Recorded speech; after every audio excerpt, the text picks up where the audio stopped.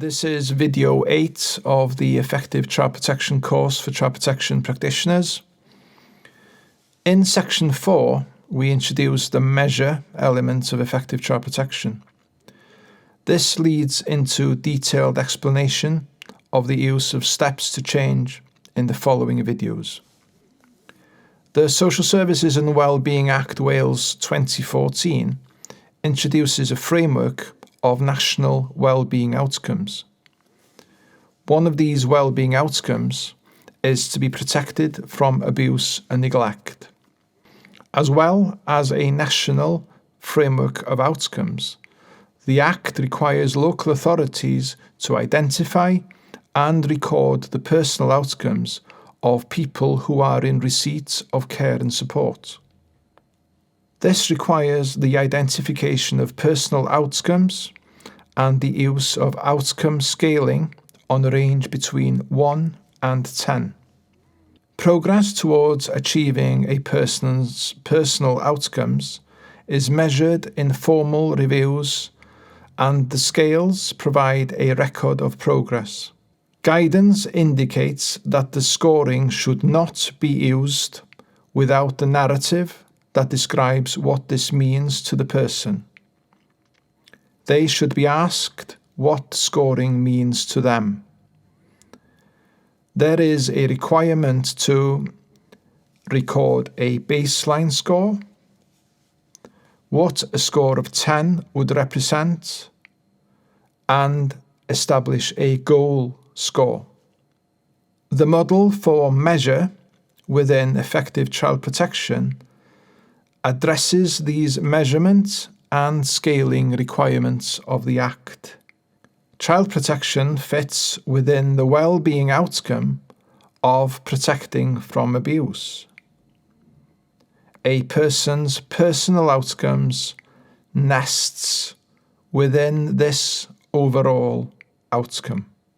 In effective child protection, there is use of change as a way of describing the safeguarding outcome that the person is working towards. Change is synonymous with the child's personal outcome. In video 6, we looked at the What Needs to Change grid. This is where the change statements are recorded. We have clarified that the change is synonymous with a personal outcome.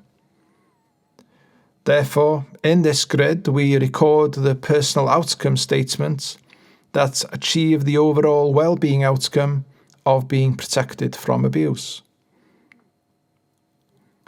In the grid, we identify the evidence why something is not good enough. A baseline score and narrative is the evidence that is confirmed in the Child Protection Case Conference. This is linked to the likelihood of significant harm. In effective child protection, this is scored as 2. To clarify, the score of 2 is a statement of why something is not good enough and is indicative of a likelihood of significant harm. In developing the scaling, it is acknowledged that child protection focuses on a narrow area of addressing the likelihood of significant harm. The scaling of good enough is therefore set at 8. This reflects that families may have ambitions beyond a good enough score of 8.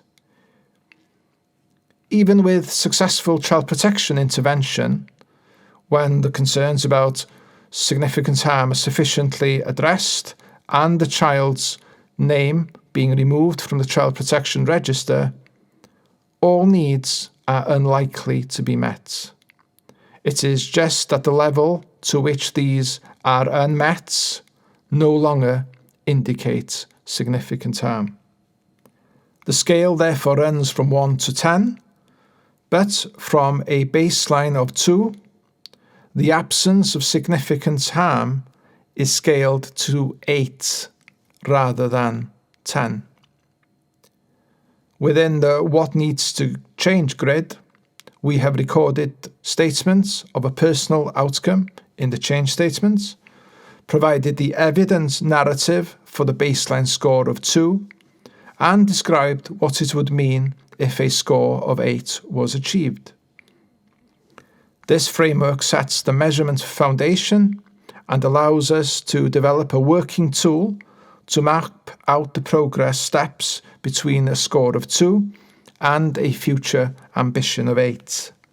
The Social Services and Wellbeing Act Wales 2014 is based on identifying what matters to the individual and working collaboratively to identify a person's well-being outcomes. This is designed to work most easily if we are working with adults with capacity to meet their care and support needs. In children's services, there are several barriers to implementing this approach. Effective child protection is focused on working with children who are being abused or neglected. The overall outcome is to protect the child. We can't base the intervention on what matters to them initially, but have statutory duty to protect them from others. These are quite often their own families. So if we think of working with them to identify their personal outcomes, we are often in a position of conflict with families as we interfere in their private lives. In effective child protection, the process of developing the personal outcome statements, those change statements, is started by the practitioner.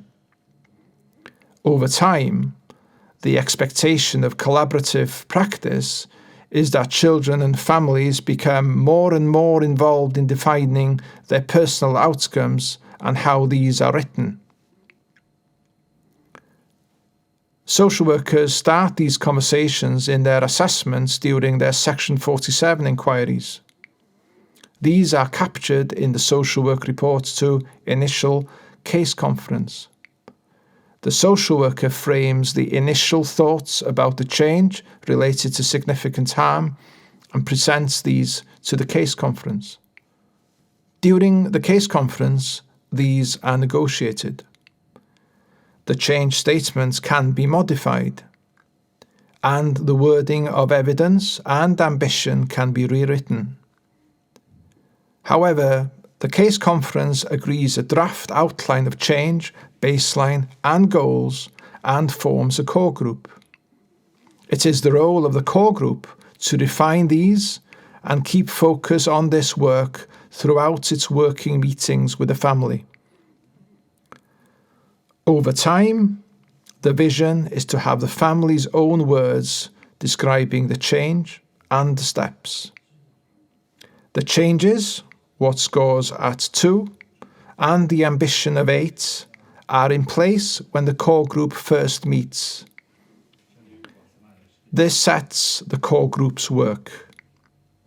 The core group will develop the progress between 2 and 8 through the Steps to Change tool. Reflect on the information in this section. Having considered how measure works, can you contrast what is required in the Social Services and Wellbeing Act 2014 with how effective child protection does it? Why 2 to 8 instead of 1 to 10? What is an overall well-being outcome, and what is a personal outcome? Think how change is presented as being synonymous with personal outcomes. What gets in the way in children's services that may not be as true in other services? What have you found most interesting? Are you thinking of ways of improving what you may have written in the earlier exercise? Once you have completed Section 4 of the Effective Child Protection course, please progress to the next part, which is Video 9, Section 5, Steps to Change. This section looks at how to use the Steps to Change tool.